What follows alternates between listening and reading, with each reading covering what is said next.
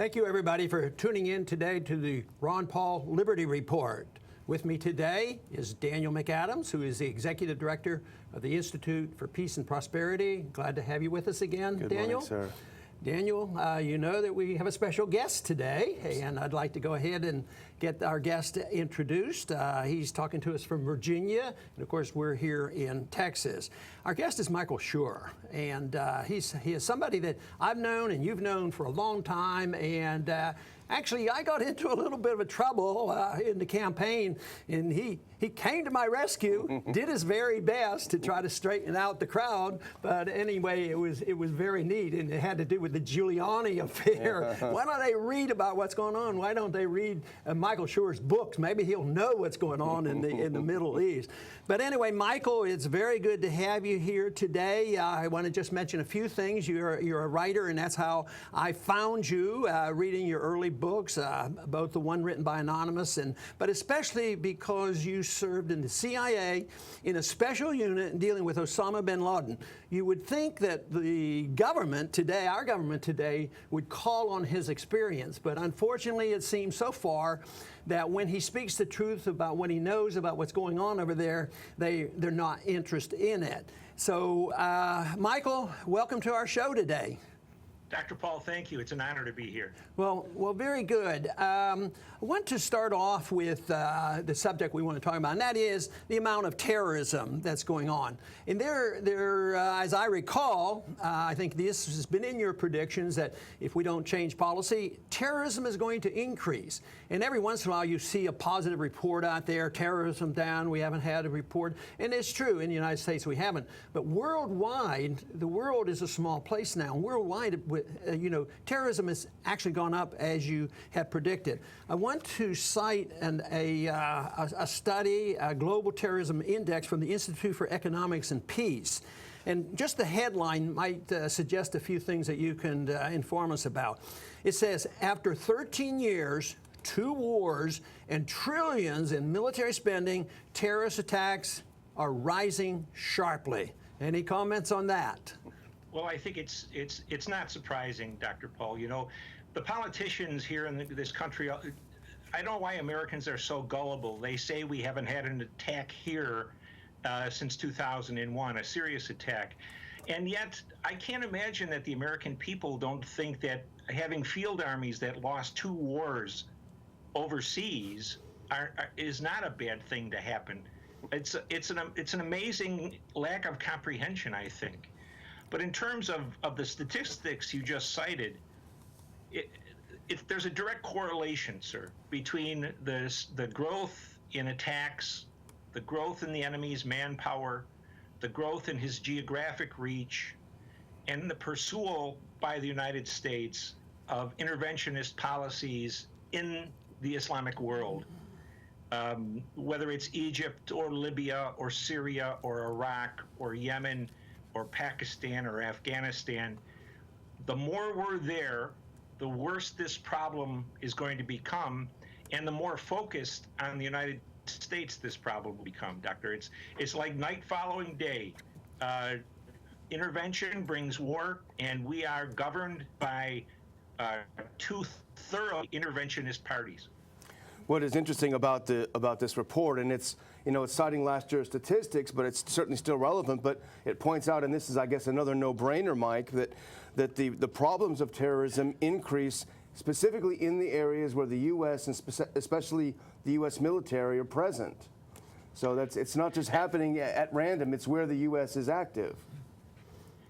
That's exactly right. You know, and Robert Pape out of the University of Chicago wrote a very good book several years ago demonstrating that not only for Americans but for the Indians operating in Sri Lanka and several other things. It's the presence, our presence there, primarily military, but also to an extent economic and tourism and that kind of thing. They won't accept that, though. The policymakers in either a Republican or a Democratic administration will never accept that. They believe that somehow we are God's gift to the world, and it's our duty to make sure that Afghan women can abort and Mrs. Muhammad can vote and all of those things. And what they're doing is leading us into an abyss. We're a bankrupt nation with a military that is worn out and an intelligence service that's worn out, and with open borders. Right. And it's a recipe for continual defeat and even deeper bankruptcy, I'm afraid. You know, Michael, on this report, they didn't mention Yemen, but that was a little bit, you know, a year and a half or two ago. But since that time, Yemen has become pretty important. So I imagine if they did a statistic today, Yemen would be on that list where a lot of terrorist attacks are occurring. I think that's exactly right, sir. And you know, it's an odd thing. For the past 30 years, our governments, under both parties, have told the American people that the Syrians are our enemies, the Iraqis are our enemies, the Mujahideen are our enemies, the Iranians are our enemies, Hezbollah is our enemy. And suddenly we have a situation where they're all fighting and killing each other without a lot of reference to us, and yet we put ourselves right in the middle of that mess. And if there was a crazier piece of foreign policy making than to get us in a situation where we're helping the Iranians in Iraq and we're fighting against them or encouraging the Saudis to fight against them in Yemen, that's just a piece of insanity, really. Well, you know, Michael, you mentioned all those groups, and they're certainly very, very dangerous. But, you know, on a day-to-day basis, none of them spy on me. I worry about my liberties here at home because the excuses are being used to lose our liberties here at home. It seems like we're doing to ourselves much more than some of these enemies have been able to do to us so far. Sir, we are our own worst enemy. I'm just finishing the draft of a book on the Founding Fathers and the development of their idea of neutrality and non-intervention. And the one thing they were very sure of, and I'm telling someone who knows far better than I do, but one thing they were very sure of, that war is always accompanied by a curtailment of civil liberties. And the longer a war goes on, and especially if it goes on and it's not going well, there will be more and more constriction of those civil liberties as time goes by. And you know, Dr. Paul, that's really the problem we have at the moment. And it really has been since 9/11. A second 9/11 attack would be terrible, of course. But if it happened, we would be standing here quivering with rage, and we no longer have any targets left to attack. And I've always been afraid that what the second 9/11 would bring is a despotism, authoritarian government. That we have never experienced before in the United States. And I think we're well on the road to that. Right. Mike, there seems to be a real disconnect in this administration from reality almost. I noticed the other day the U.S. ambassador to the UN, Samantha Power, I'm sure you're familiar with her work and her perspectives, but she said that Assad must step down in Syria before there can be any talks of peace.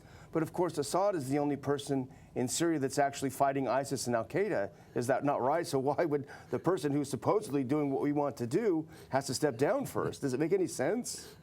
Well, it makes sense, Daniel, if you believe that America's job is to install democracy, that all Muslims are dying to be like us and democratic to the extent we still are, and you believe that America has the power, and I think this is the main point. Our leaders speak, whether it's Ms. Powers or the president or McCain, they speak as if this is the United States of September 1945. They speak as if our word means anything anymore. And I'll tell you the truth, it means very, very little. It provides a lot of humorous episodes for the Mujahideen, for example. And certainly Assad must scratch his head and say, what do the Americans not get about this situation? Michael, I have a question, and for me it's theoretical and I don't have the answer, but you're an expert and you're going to give me the answer. And that is, what motivates some of our people who design our policy? I mean, we heard all the lies and the reasons why we had to go into Iraq, but going into Iraq actually did exactly opposite. They ended up you know, it's disintegrated, is so much worse off. And a lot of people predicted this would happen. And also, we have aligned Iraq with the Iranians, the people we're supposed to really, really hate. Are they inept, or is some of this done for some weird purpose? I just really haven't figured all that out. Sir, they're very theoretical people, and they mistake foreign policy as another field of domestic policy. So much of our domestic policy is about abstractions, liberties, freedoms, things you talk about and they sound great, but it takes centuries of very hard work and very much blood to get to where we are today. And they think they're going to install these things overseas. I remember before we invaded Iraq, the organization which I was part of at CIA at that time wrote a paper that said, we're not experts on Iraq and Saddam Hussein, but we know a little about the mind of the insurgents, the terrorists, the mujahideen, call them what you will, how their mind works. And you can give them no bigger present than destroying Saddam Hussein. And it didn't cut any mustard, Doctor, but what was going to happen in Iraq was plain to anyone who was open to any kind of discussion about reality. But they used to say about Bush's administration, and I think it's true about Obama's, that they create their own reality. And even when it ends in disaster, it never phases them. Michael, we're getting near the time that our program will end, but I do have a question. It's a political question, and I know you're not bashful about politics. But the question is, it came up with one of the potential candidates for the Republican Party, and he was defending his brother's position in the Iraq War, and that, of course, is Jeb Bush, said that he would do exactly the same thing then or now. I'm sure you heard that. What was your reaction to that?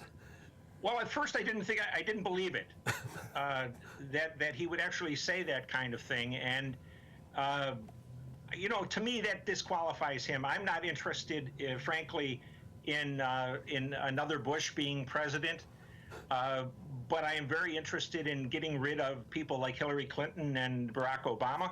But I don't think right now, sir, I could vote for Mr. Bush because of that statement, because of his policy on immigration and borders, and his policy on Common Core in the educational system.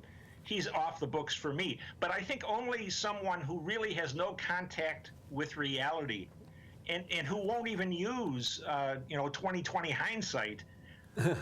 He's certainly got no right to be president. He doesn't have a clue if that's what he thinks about Iraq.